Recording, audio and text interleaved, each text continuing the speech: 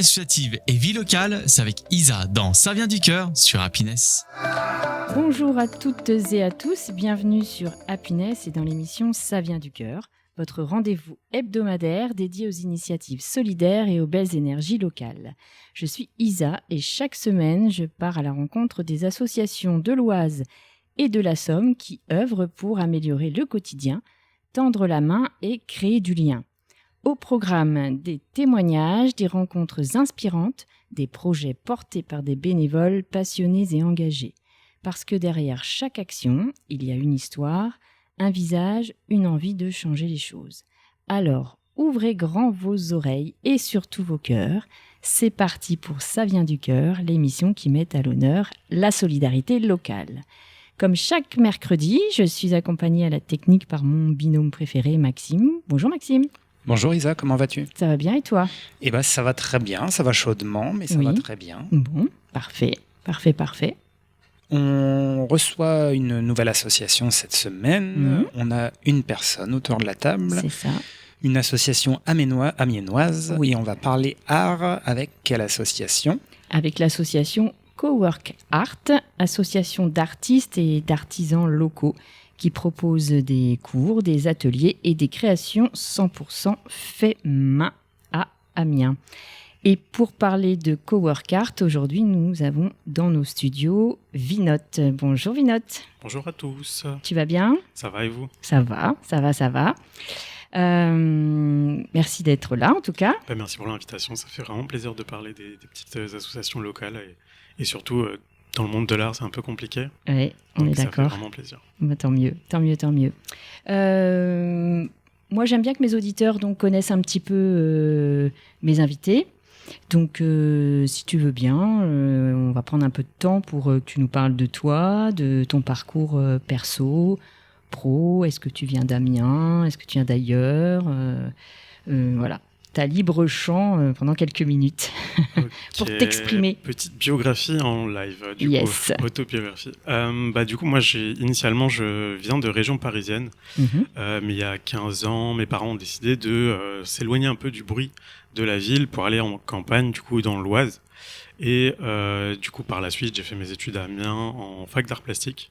Donc c'est comme ça que je me suis retrouvé à Amiens. C'était où dans l'Oise ? C'est à Crépy-en-Valois. D'accord. Donc ça change de la région où j'étais avant. Ah bah tu m'étonnes. Vraiment beaucoup, mais c'était pas pour me déplaire, le calme, c'était vraiment bien. Mais du coup, je suis arrivé à Amiens et puis j'ai fait de l'art parce que initialement mon parcours était plus scientifique et ça me plaisait pas du tout, ça résonnait pas avec moi. C'était quoi comme parcours ? C'était en ingénierie dans l'aéronautique, donc j'ai fait un 180 pour aller dans l'art plastique que je pratique en fait depuis tout petit. Donc je dessinais avec ma mère et elle a commencé à me transmettre un peu cette passion et cette envie. Et du coup, j'ai continué ce truc à explorer, à toucher à tous les types de manières de créer que j'ai pu trouver depuis. Et là, du coup, donc, je suis arrivé à l'association il y a un an à peu près, en avril, si je ne dis pas de bêtises, qui, du coup, m'a permis de vraiment me focaliser dessus, parce que j'avais fini ma fac, j'ai terminé ma licence en 2019 et depuis, c'était taf alimentaire sur taf alimentaire, parce qu'il faut bien survivre dans ce monde. Bah oui. Et du coup, là, je me suis dit, bon, c'est peut-être le moment de me focaliser sur ce qui m'intéresse le plus, et qui me fait vibrer, qui me fait vivre vraiment à 100%. Et donc, j'ai rejoint l'asso, donc on a vraiment une équipe où on s'entraide, on a vraiment cette énergie d'effervescence créative aussi qui est beaucoup présente sur le lieu, et on essaye de s'échanger, soit des tips, des astuces, ou alors des réflexions, des choses comme ça. Donc ça nourrit beaucoup ma réflexion aussi par rapport à l'art, l'accessibilité et la façon où on présente tout ça aux gens. Là, en fait, du coup, c'est ton métier pur et dur. Du coup, effectivement, là, actuellement, je suis artiste et j'ai pas vraiment on va dire, de revenus stables, quoi. C'est vraiment ce qui est lié au métier, c'est un peu compliqué. Mais c'est vraiment ce que j'ai envie de faire au maximum. Et à l'association, c'est beaucoup de bénévolat pour tenir... du coup, pour faire fonctionner le lieu, pour essayer d'accompagner quand les autres résidents sont en atelier ou quand ils ont des cours. Et puis à côté, on fait des petites choses comme ça aussi, comme les petits passages en radio ou alors les marchés, les choses comme ça, qui vont créer du lien avec des gens autour pour justement avoir un peu plus de présence dans le local, quoi. Tu nous parlais du coup de tes débuts. Donc au départ, tu es parti sur l'art plastique, sur le dessin, c'est ça ? Ouais, du coup, j'étais à la fac d'art d'Amiens, donc le PGV, l'UFR des Arts. Mais depuis tout petit, tu prenais des cours ? Parce que tu disais que tu commençais avec maman, mais...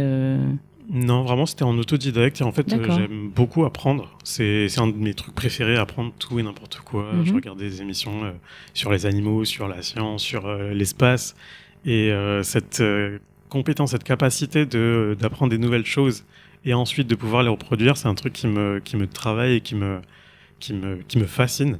Et dans l'art, c'est vraiment un truc qui est encore plus libre parce que on n'a pas on a des règles, mais on peut s'en affranchir et créer nos propres règles ou alors inventer des choses en combinant certaines choses. Et c'est vraiment ça qui me plaît dans l'art, c'est cette liberté un peu guidée et un peu sans direction particulière, on va dire. Donc c'est l'intention qui compte et c'est le propos, c'est tout ce que tu as envie d'exprimer avec tes émotions, des choses comme ça.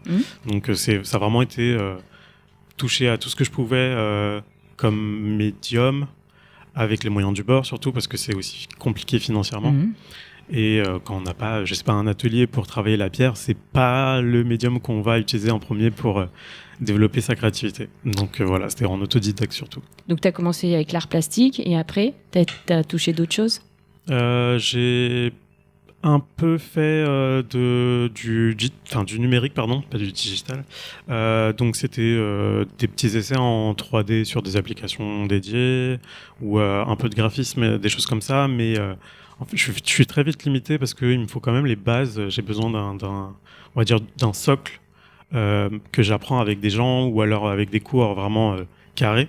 Parce que un autre truc que j'ai oublié de préciser sur moi, je suis TSA et TDAH, donc j'ai beaucoup de difficultés avec la concentration et les cadres qui sont pas définis dans un premier temps. Et une fois que j'ai mes repères, mes bases et que j'ai la capacité de pouvoir prendre des initiatives sans avoir l'impression d'en faire trop ou alors de déranger autour, c'est là que je deviens un peu plus libre et que j'arrive à faire des choses qui me font me sentir bien aussi derrière. Donc c'est important. Ouais. C'est important. Et donc, tu disais, tu as intégré donc l'association Cowork Art l'année dernière. Est-ce que tu peux nous parler un petit peu de cette association ? Est-ce que tu sais un peu comment elle a été créée ? Sous quelle impulsion ? Par qui ? Du coup, elle a été créée il y a 3 ans, si je ne me trompe pas. Ouais, c'était en 2023. Ouais, c'est ça. Par Justine et son collaborateur de l'époque, dans l'optique en fait justement de créer un local, enfin un lieu plutôt, où les artistes, artisans, auto-entrepreneurs ou qui sont vraiment en individuel, qui ne peuvent pas avoir un local parce que c'est un investissement financier qu'ils peuvent pas tous se permettre, puissent avoir un espèce de collectif dans lequel travailler ensemble, s'entraider et bénéficier de cette énergie collective pour, on va dire, créer son public, rendre cette capacité d'enseignement un peu plus accessible dans l'environnement autour. Et c'était vraiment l'impulsion du début, et puis ça qu'on essaie de maintenir ça et de le réfléchir autrement ou de l'adapter en fonction de ce qui se passe, de ce qu'on a comme événement, ce qu'on a comme incident, ou enfin peu importe, on essaie de le faire évoluer au fil du temps aussi. Ok. Donc au départ, sous l'impulsion de 2 personnes, est-ce que, donc j'imagine qu'il y a un bureau, parce que c'est une association, et un peu plus de monde maintenant ? Du coup, au début, je crois qu'ils étaient 7 ou 8. D'accord. Après, la première année, du coup, ça a vraiment pas mal évolué. Et la deuxième année, donc quand moi je suis arrivé en 2025, on était 27, 28 au maximum. Donc il y avait quand même beaucoup d'artistes ? Ouais, d'artistes et artisans aussi. D'accord. Parce que c'est vrai que c'est artistes et artisans. Ouais, c'est un truc aussi important à préciser, c'est que dans la volonté initiale, il y avait cette envie de recréer le lien entre artiste et artisan qui est souvent mis en opposition dans l'imaginaire collectif, on va dire, alors qu'il n'y a pas vraiment lieu à cette confrontation, parce que l'un peut, on va dire, se mélanger avec l'autre de manière très fluide. Et c'est cette perméabilité entre les deux qui est intéressante, surtout dans ce local, parce que du coup, des fois, on crée des choses en collaboration avec d'autres créateurs dans le lieu, et ça donne des choses assez intéressantes qu'on n'aurait pas eu si c'était vraiment un local que pour artistes ou que pour artisans. Et la seule distinction qu'on pourrait y trouver, c'est la distinction juridique, qui pour moi ne fait pas trop de sens. Oui. C'est très flou, c'est très gris, même quand on essaie de se renseigner dessus, c'est vraiment tout et n'importe quoi. Donc on essaie de réfléchir par rapport à ce que ça veut dire pour nous, et pour nous c'est vraiment de la création, c'est vraiment un truc qui vient de notre envie de partage d'émotions et enfin c'est un truc un peu d'amour, quoi. Ça vient du cœur, quoi. C'est ça, exactement. Ok. Est-ce que donc vous avez un lieu forcément dédié à tout ça? Tu veux nous donner l'adresse déjà? Où est-ce qu'on peut vous trouver? Du coup, on est au 70 rue des Jacobins, donc c'est pas loin de la Comédie de Picardie à Amiens, pour ceux qui connaissent. Dans une cour intérieure, on a du coup changé de local récemment, et on est passé de 27 à 11 pour réduire un peu l'effectif et se concentrer plus sur ce côté transmission, donc autour des ateliers et des cours, qui permet du coup à plein de gens de s'essayer à des techniques ou des choses qu'ils n'auraient pas pu essayer de leur côté, parce qu'il faut quand même soit du temps, soit du matériel, soit quand même des connaissances très précises. Et c'est un peu décourageant au début d'être vraiment en autodidacte quand on n'a pas le temps, qu'on a un travail à côté, etc. Donc pour le local, c'est le 70 rue des Jacobins. Et si vous voulez retrouver du coup les informations concernant les cours et ateliers, ça peut se trouver aussi sur le site de l'asso, donc co-work-art.com, si je ne dis pas de bêtises, ou sur l'Instagram de Coworkart. On va continuer sur les ateliers après la première pause musicale. Ça vient du cœur. Nous revoici dans Ça vient du cœur sur Happiness. Aujourd'hui, nous recevons Vinod qui vient nous parler de l'association Cowork Art, une association d'artistes et d'artisans locaux qui donne donc des cours, des ateliers et qui propose des créations 100% fait main en plein cœur d'Amiens. Merci déjà Vinod pour ta petite présentation perso et puis pour les débuts de l'asso aussi. Donc on parlait un petit peu des ateliers qui sont proposés. Il y en a quand même pas mal. Moi, je suis allée voir le site internet avec donc différents arts proposés. J'ai vu qu'il y avait de la linogravure, du vitrail, du pointillisme à plumes en verre, c'est ça. Tu peux en parler 2 minutes ou pas? C'est quoi exactement? Le pointillisme à la plume en verre. Ouais, du coup, c'est mon ami Maud qui fait ce cours-là. Donc, en fait, le pointillisme, c'est une technique qui consiste à faire des points pour créer des nuances. Donc, selon la taille ou la concentration de points, ça va donner des nuances plus ou moins fortes. D'accord. Donc, un peu comme le travail du noir et blanc, on va dire, ou des hachurages. Mais là, c'est uniquement des points et on vient créer du coup des dessins, des formes en créant du coup on va dire des blocs entre guillemets avec les points. Et du coup, celui qui se passe avec la plume en verre, c'est vraiment comme un stylo plume, sauf que c'est vraiment un stylo plume en verre, quoi. D'accord. Et il y a une petite spirale au bout du stylo qui permet en fait à l'encre de rester sur la spirale, et au fur et à mesure qu'on vient placer les points, donc ça descend petit à petit. D'accord. Et c'est assez intéressant parce que du coup on a un truc un peu de pause entre chaque fois qu'on remplit l'encre sur la plume, comme quand on fait de la calligraphie avec des plumes un peu à l'ancienne, qui est différent du coup du pointillisme au feutre, où on a plus ce truc classique de on réfléchit pas à l'outil qu'on utilise, et là c'est plus un moyen d'avoir un espace un peu méditatif, parce que vraiment le pointillisme c'est assez répétitif, mais ça permet aussi de se relâcher, avoir un lâcher prise. Oui, tu te focalises que dessus. Ouais, et... c'est ça. Alors, noir et blanc et couleur? Du coup, je crois qu'à la plume, ça va être en couleur, et le noir et blanc, c'est plutôt au feutre, parce que du coup, c'est un peu plus simple de trouver des feutres fins en noir. Et puis aussi, ça permet d'aborder le pointillisme sans la contrainte l'option de la couleur, parce que souvent c'est un piège quand on a la couleur qui est disponible dès le début. On pense pas forcément à la composition, à la nuance, aux valeurs, les choses comme ça, qui sont quand même des valeurs, des notions importantes quand on crée. Moi, j'imagine que plus tu rapproches tes points, plus ça fait une impression de foncé. Ouais, c'est ça. C'est ça. En fait, c'est comme un peu les trames quand on fait des impressions, soit pour les BD, soit les sérigraphies, les choses comme ça. On a plein de points, et plus les points sont rapprochés, plus ça va faire une impression de densité qui va créer du coup ce truc de foncé, clair et d'espace, quoi. Ok. Merci pour l'info. J'ai vu aussi qu'il y avait de l'art-thérapie. Oui, du coup, ça, c'est Marie-Christine qui s'en charge, et donc elle est diplômée elle est art thérapeute. Ouais.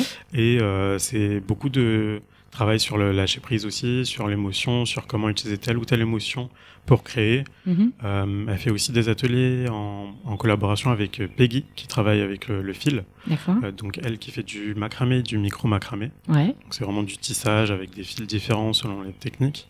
Et elles ont décidé du coup de créer un atelier en commun autour du lien, justement. Donc il y a ce côté art-thérapie, émotionnel, tout ça, en utilisant le fil, le lien et tout ce qui s'en rapproche, sans forcément rester sur le macramé.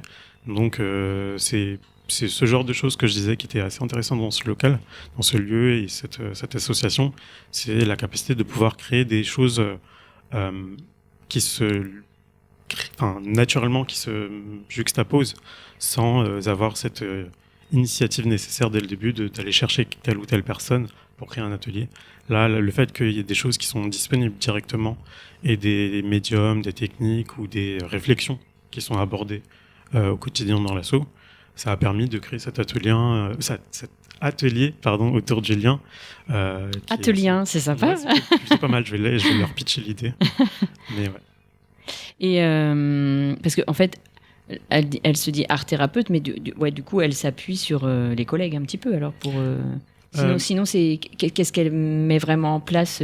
C'est plus des ateliers, parce que du coup, qu'est-ce qu'elle utilise comme moyen? Du coup, son autre domaine de prédilection, c'est la peinture intuitive, donc très abstrait, très lâcher prise, très connexion avec nos émotions et essayer de transposer ce qu'on a à l'intérieur sur la toile sans réfléchir à qu'est-ce que j'ai envie de faire, qu'est-ce que je dois contrôler, quelle couleur je vais utiliser, tout ça. Donc c'est vraiment qu'est-ce que mon cerveau me dit que je peux transmettre sur la toile et après je réfléchis à qu'est-ce que j'ai pu peindre et voir un peu qu'est-ce qui en ressort en fait, un peu comme un exutoire. Ouais, c'est ça, comme une séance de psy, on va dire, où on parle beaucoup sur les choses un peu inconscientes qui traînent dans notre cerveau, et puis à la fin on y réfléchit après coup pour savoir ce qui en découle, etc. Donc c'est assez intéressant aussi. Ok. Et puis j'ai vu qu'il y avait du fusain, atelier fusain, et de la peinture. Il y a pas mal de choses différentes du coup qui sont faites par Justine qui a créé l'asso. Ouais. Elle fait du fusain, du pastel, de l'aquarelle et je crois que il y a quelque chose d'autre que j'oublie, mais elle fait plusieurs choses. Elle fait de la broderie aussi. Récemment, elle a commencé des ateliers de broderie. Donc il y a plein de techniques qu'elle aborde en échangeant avec les élèves qui viennent à ces ateliers, parce que comme elle fait des choses dans son art personnel, on va dire, et que les gens ont envie d'apprendre, elle propose aussi des nouveaux ateliers, et ça c'est plutôt centré sur vraiment l'apprentissage, et c'est pas mal de cours, même s'il y a des ateliers qui sont présents, il y a quand même on va dire un suivi pour apprendre la technique, voir les petites nuances, avoir les petits conseils, astuces pour travailler telle ou telle chose sur tel ou tel médium. Donc toi, tu proposes des ateliers de linogravure. Est-ce que tu veux justement nous parler un petit peu de la linogravure et pourquoi t'en es venu à la linogravure ? Du coup, moi j'ai un cerveau qui va dans tous les sens. C'est vraiment le chaos total. Et avant l'association, c'était... j'avais pas vraiment d'identité visuelle et on n'arrivait pas forcément à me reconnaître, on va dire, quand je montrais mon art. Parce que ça allait dans tous les sens. Je pouvais faire du pastel un jour, des petites sculptures en bois ou genre des choses comme ça à côté, ou faire des trucs en numérique comme je disais tout à l'heure. Enfin, donc comme ça allait dans tous les sens, quand je suis arrivé à l'asso, il y avait cette réflexion de qu'est-ce que je peux donner comme direction à ce que je vais présenter au public. Et il y avait une personne qui faisait de la linogravure qui partait à ce moment-là. Et ça correspondait pile poil au moment où en fait moi j'ai commencé la linogravure avec une amie qui s'appelle Eliane, qui faisait de la linogravure un peu par elle-même. Et on faisait nos petites après-midi discussions autour de la linogravure. Donc ça me plaisait vraiment beaucoup parce qu'il y a aussi ce côté méditatif une fois que l'outil est bien pris en main et qu'on a la facilité de l'utiliser. Et du coup, je me suis dit que ça pourrait être intéressant de travailler sur ce truc de lâcher prise, d'acceptation, non plutôt de célébration de l'imperfection, qui est très présent en fait dans la linogravure. Et c'est pour ça que je me suis concentré dessus sur les débuts. Et là, j'ai envie un peu de diversifier ce que je présente, mais en tout cas pour la linogravure, ça consiste en fait, comme la gravure sur bois, à retirer de la matière sur une couche de lino qui est en fait sur une trame en lin. Et moi, j'utilise plutôt des plaques en plastique qui sont plus faciles à travailler pour les débuts, pour les débutants. Et une fois que la plaque est gravée, en fait, ça retire de la matière où l'encre ne va pas se déposer parce qu'on vient appliquer l'encre avec un rouleau. Et l'encre se dépose que sur la surface qui n'est pas gravée. Exactement. D'accord. Donc on utilise cette matrice pour faire des impressions comme des tampons en fait. D'accord. Comme on a pu avoir l'habitude de le faire quand on était petit à l'école. Ouais. Et il y a ce truc de très donc tu prends un stylo, c'est un peu un stylo que tu prends dans les mains en fait. C'est un peu ça. C'est l'inverse en fait. J'aime bien ça parce que genre au début de mes ateliers durent environ de 2h30, 3h. Ouais. Donc sur les 30-40 premières minutes, on a cette difficulté je dois utiliser cet outil différemment que d'un stylo. D'accord. Parce qu'en gros, on le tient un peu comme un couteau. Donc dans le creux de la main, dans la paume. Et les gens ont tendance à faire ce geste de stylo parce que dès qu'on pense à l'art... C'est instinctif. C'est ça. Et moi, j'essaie de déconstruire et je leur fais vraiment sentir à l'aise par rapport à ce changement. Et le fait de travailler le cerveau sur un nouvel outil, une nouvelle position, une nouvelle façon de tenir un truc, la main, le corps... est dans une position différente que d'habitude, ça engage quelque chose d'autre dans leur manière d'aborder l'art et j'adore ça. Je le vois au bout de 30-40 minutes, ils sont beaucoup plus à l'aise et là où ils étaient concentrés, très sérieux, très scolaires, ils deviennent beaucoup plus relax, ça commence à avoir des discussions un peu plus profondes, ils abordent des choses un peu plus légères ou personnelles, enfin il y a beaucoup ce truc d'échange aussi que j'adore dans les ateliers. Et ça a fait beaucoup réfléchir sur mon art aussi. Et comment dire, ça me permet d'avoir un truc que j'ai du mal à transposer dans mon art personnel, c'est le côté émotionnel. Parce qu'avec mon autisme, j'ai ce truc de distanciation qui se crée. Et ça me les ateliers me permettent du coup d'avoir ce lien qui se recrée avec les émotions. Et l'humain, et l'échange, tout ça. Donc ça, c'est cool de travailler. Tu fais un travail sur toi en même temps. Ouais, c'est tout le temps ça, en fait. Pour moi, l'art, c'est la vie c'est l'art. Et du coup, ma manière d'aborder les discussions, c'est la même manière que j'aborde l'art. Le fait d'être arrivé à l'association, ça t'a canalisé dans ton art, un peu. Et puis là, tu continues, en fait, à travailler sur toi tout en prodiguant aussi du bien, quoi. C'est ça. Et puis même, des fois, le fait que j'ai eu quand même pas mal d'ateliers ces dernières années, je garde tous mes résultats des ateliers précédents. Ça, tu vois donc l'évolution. je peux les montrer aussi aux gens qui passent. Et ils ont tout de suite ce truc de lâcher prise qui se crée quand ils voient les résultats des autres qui ne correspondent pas exactement au modèle très lisse que je présente, que je fais sur tablette, pour me distancier encore plus de ce truc de personnel. Et j'ai l'impression que des fois, ça apporte des choses personnelles aussi aux gens. Donc ça me touche énormément. J'adore. Carrément. On va écouter la deuxième pause musicale. Nous sommes de retour sur Happiness dans l'émission Ça vient du cœur. Aujourd'hui, nous recevons Vinote qui vient nous parler de l'association Cowork Art, association d'artistes et d'artisans locaux qui propose des cours, des ateliers, des créations 100% fait main, tout ça au cœur d'Amiens, du côté de la Comédie de Picardie, Oui, ce que tu nous as dit en tout début d'émission. Tu nous as parlé un peu donc des différents ateliers, du tien en particulier. Tu disais que tu avais peut-être envie d'aller un petit peu plus loin. Ouais, en fait, là, comme je disais, je me suis concentré sur la linogravure depuis un an pour un peu aborder ce lien avec les gens. Mais au fil des ateliers et des discussions, je m'aperçois qu'il y a autre chose aussi qui est intéressant et qui ressort même des ateliers que je fais dans le personnel avec mes amis.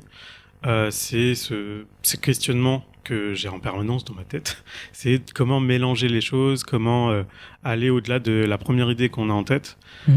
Quel support je peux utiliser, quel mélange, plein de choses en fait qui ne sont pas très intuitives ou immédiates dans nos cerveaux.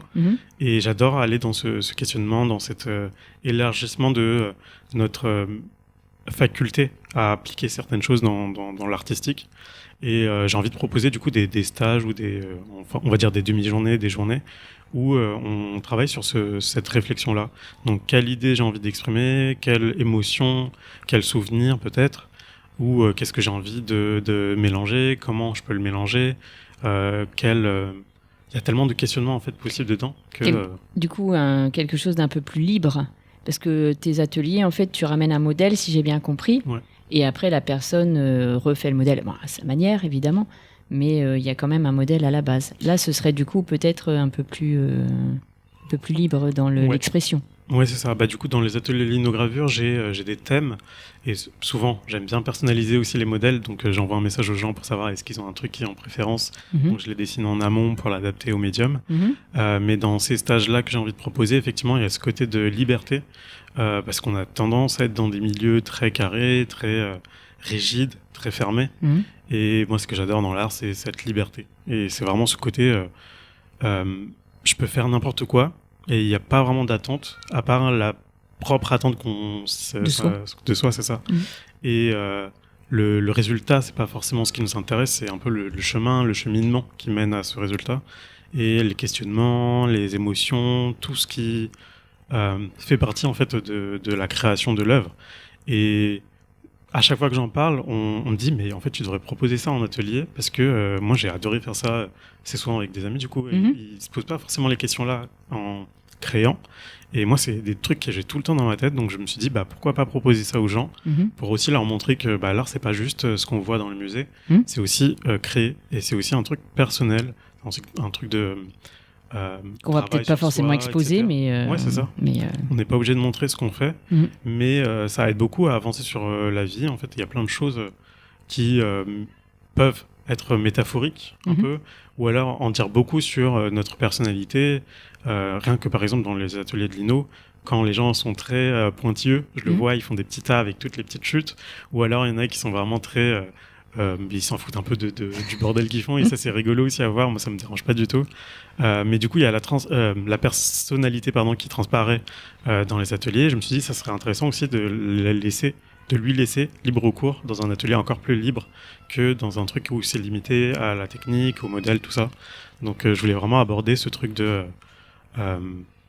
liberté un peu cadrée, comme ça les gens ne sont pas trop perdus dans la, on va dire oui, tu serais là en soutien en fait, ouais, un peu, ça. Voilà. Pour orienter, pour les questionner, tout ça. Exactement. Et ouais.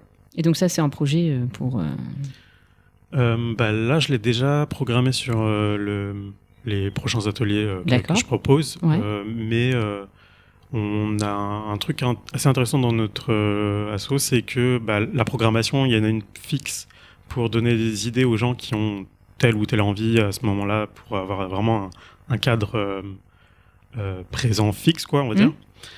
Mais on travaille beaucoup aussi, entre guillemets, à la carte. Donc, si les gens ne sont pas disponibles sur tel créneau ou tel jour et qui veulent faire cet atelier avec tant de personnes en groupe pour des anniversaires, pour Par exemple, j'ai eu même un groupe de team building dans une équipe D'accord. qui s'est créée. Donc, j'ai pensé l'atelier autour de ça.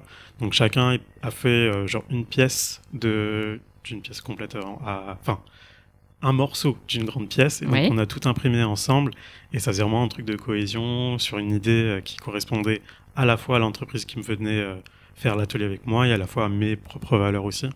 Donc, j'adore adapter mes ateliers aux gens qui viennent de les faire. Et du coup, il y a ce truc de atelier à la carte. Donc, s'il y a quelque chose que vous avez envie de travailler, par exemple à l'aquarelle, j'ai envie de travailler la lumière, si vous avez un créneau disponible, vous en parlez avec Justine qui fait l'aquarelle et pourra vous expliquer ou prévoir des choses comme ça. Ok. Donc, en fait, il y a C'est plein de assez, choses. c'est assez ouvert en fait. Je sais aussi, par exemple, il y a Alexandre qui fait de l'acrylique, Ouais. qui fait vraiment ce travail de lumière, de fond très un peu vaporeux, tout ça, que j'adore, j'ai envie d'apprendre avec lui, du coup. Mhm. Et je lui ai dit, moi j'ai envie d'apprendre ça. C'est un truc que j'ai pas osé faire avant. Et que si je l'ai fait, c'était vraiment très cartoonesque un peu, tu vois. Mhm. Donc là, je me suis dit, pourquoi pas faire ça et puis mélanger avec des choses que moi je fais. Mhm. Donc, on est en train d'organiser un truc pour qu'ils m'apprennent ça moi. Donc, c'est assez cool. Vraiment, on peut venir vers les artistes. Et ce que je disais aussi, on a ce côté très humain. Donc, on essaie de se dissocier de plus en plus de cette vision des associatifs qui doivent correspondre un peu à l'image des entreprises. Donc, travailler de manière très rigide, avoir des plannings très fixes, très fermés. Et là, on travaille surtout autour de la capacité et des disponibilités des bénévoles de l'asso, qui sont les résidents. Mhm. Et donc, si, par exemple, on peut pas être présent à l'atelier, on met un petit message et on essaie de s'organiser comme ça. Ou si on a besoin de faire telle ou telle chose, mais qu'on n'est pas disponible, ou on a besoin d'aide pour faire les marchés, par exemple. On fait des marchés aussi ensemble, Mhm. où on présente nos créations et d'autres types de créations aussi. Mhm. Donc il y a vraiment ce truc d'entraide, d'humain, de très empathique qu'on essaie de développer et garder parce que c'est intrinsèquement lié à l'art, je trouve. Donc le dissocier et repartir sur un cadre très froid, très rigide, qui est très capitaliste. C'est vraiment pas l'objectif. Donc on essaie d'avoir ce truc de repartir sur les bases de l'humain, quoi. Ouais. Quel public, du coup, avez-vous dans l'asso ?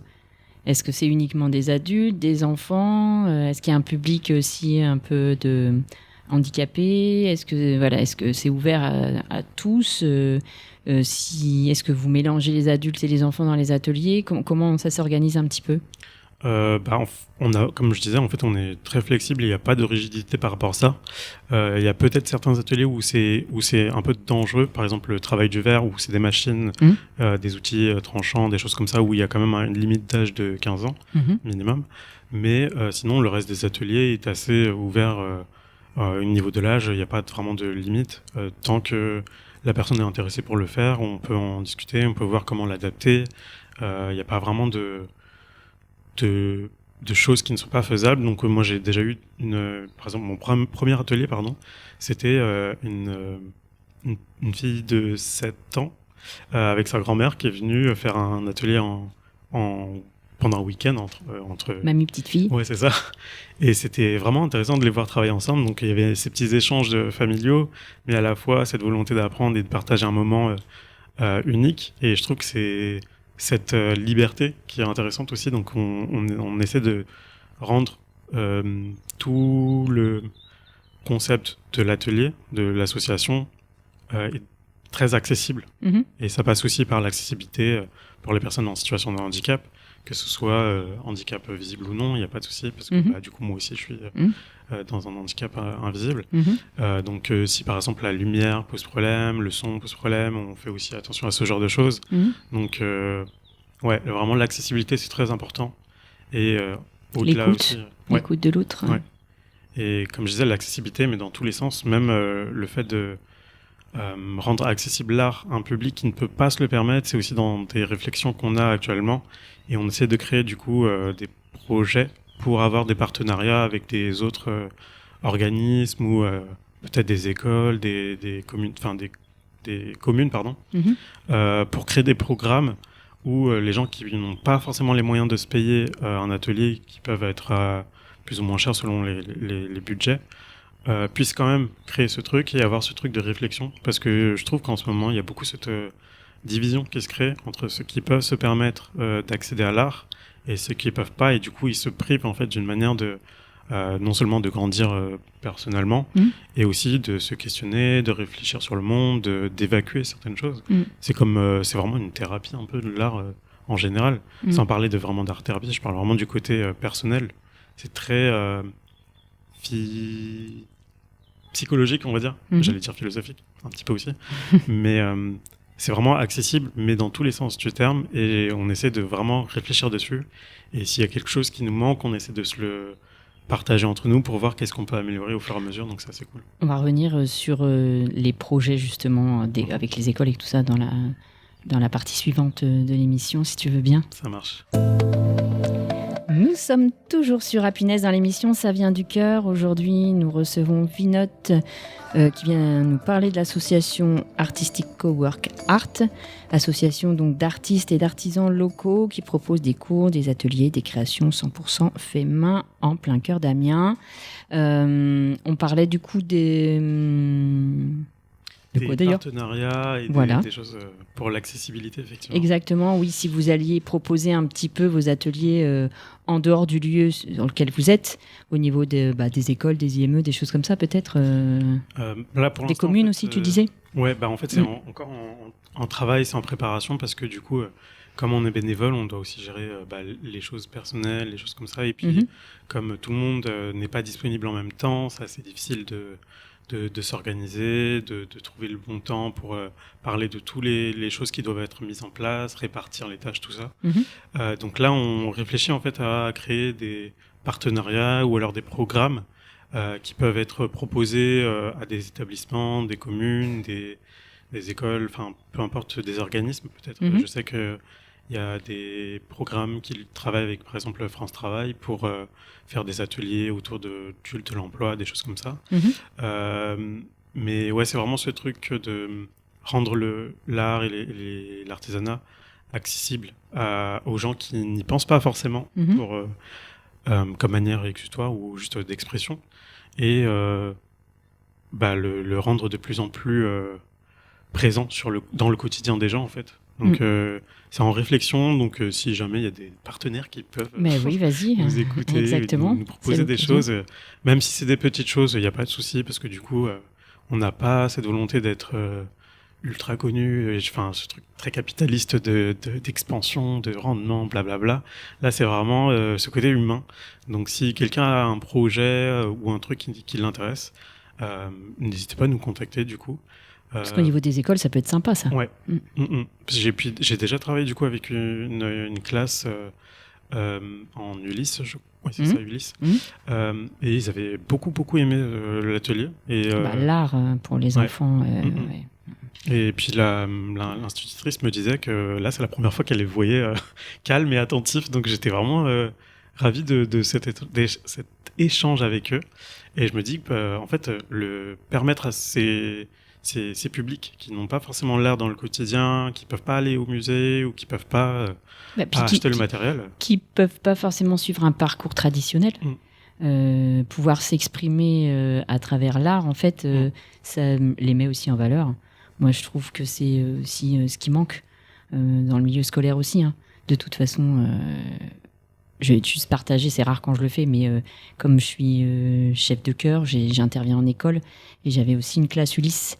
Et en fait, il y a un petit garçon autiste, mais qui était vraiment qui ne s'exprime pas, qui ne s'exprimait pas du tout, juste par des cris, enfin voilà. Et en fait, à chaque fois qu'il venait en cours de chant, il bougeait beaucoup, forcément, mais je le faisais toujours intervenir parce qu'en fait, il assimilait quand même le chant et il rechantait.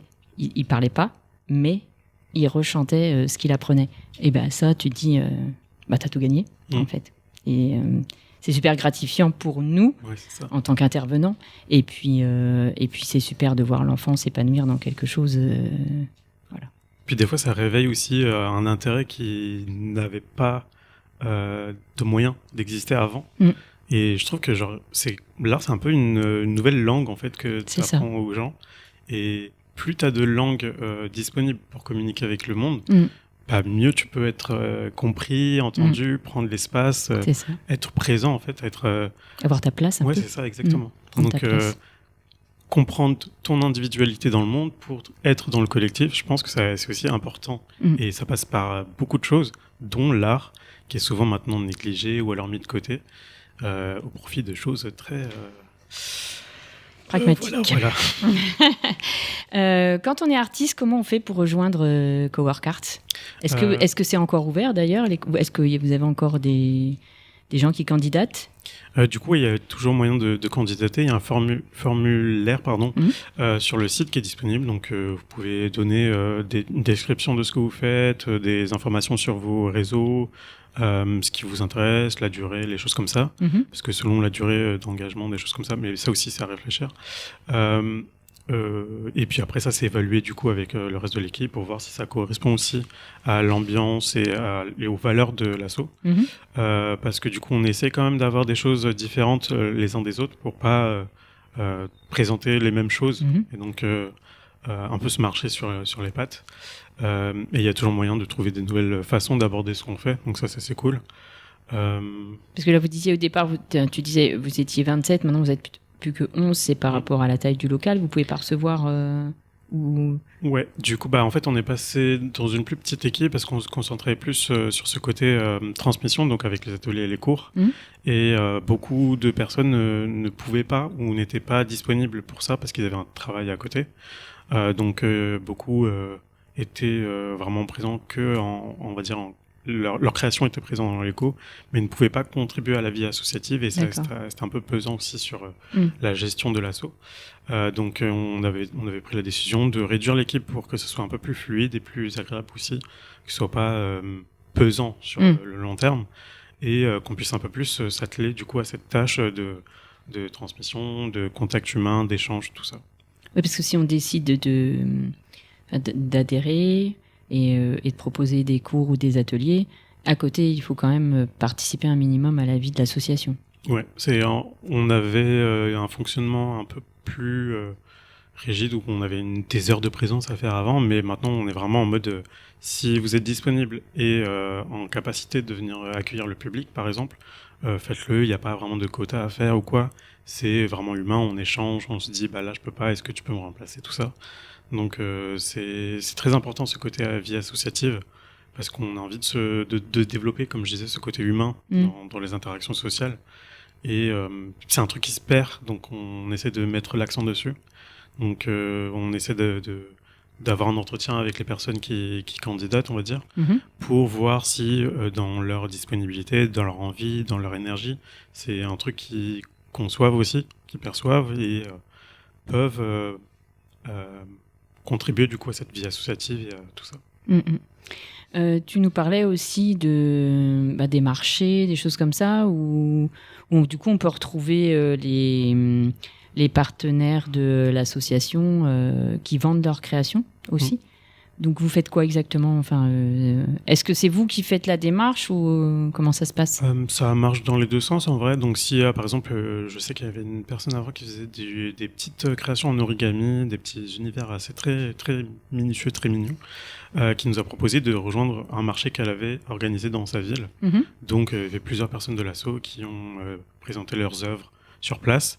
Et du coup nous on transmettait les informations aux autres dans notre entourage pour essayer d'avoir un panel de créatrices diverses, on va dire. Donc ça peut être dans ce sens-là ou dans le sens inverse, dans le sens où les gens... on peut présenter nos candidatures à d'autres marchés, s'entraider entre nous. Donc il y a vraiment ce truc dans la bilatéralité de l'information. Donc ça peut être soit l'extérieur qui nous propose, soit nous qui proposons nos services à l'extérieur. Et du coup, ça permet de mettre l'association un peu en avant aussi, forcément. Parce que vous vendez vos créations, mais j'imagine que il y a aussi, vous mettez en avant l'association pour laquelle vous œuvrez. Ok. Merci. L'émission va toucher à sa fin. Est-ce que tu veux nous rappeler, avant de nous quitter, comment on peut vous trouver sur les réseaux sociaux, voilà. Je te laisse la parole là-dessus. Du coup, il y a le site internet où du coup il y a beaucoup d'informations. Vous avez la possibilité de réserver les ateliers, le formulaire également, les informations sur les artistes et résidents de l'asso. Le site c'est work.art.com si je dis pas de bêtises. Sinon vous tapez juste coworkart sur Google, ça devrait aller. Et pareil sur Instagram, c'est coworkart également. Ok. On te remercie du fond du cœur d'être venu nous parler de cette belle association. Ouais, c'était un bel échange. Merci beaucoup. Et puis on vous souhaite plein de bonnes choses à l'association. Et puis, pas d'exposition Pour l'instant, non. Mais peut-être à prévoir. On verra. Ok, super. Merci beaucoup, en tout cas. Merci. Merci Isa pour cette émission, encore une fois. Avec plaisir. On retrouve dans quelques instants nos amis de Quoi de Neuf Amiens. Oui. Et nous, on se dit à la semaine prochaine, même heure, même endroit, une autre association. Et d'ici là, à la semaine prochaine. À la semaine prochaine. Ça vient du cœur avec Isa, le mercredi de 17h à 18h sur Happiness.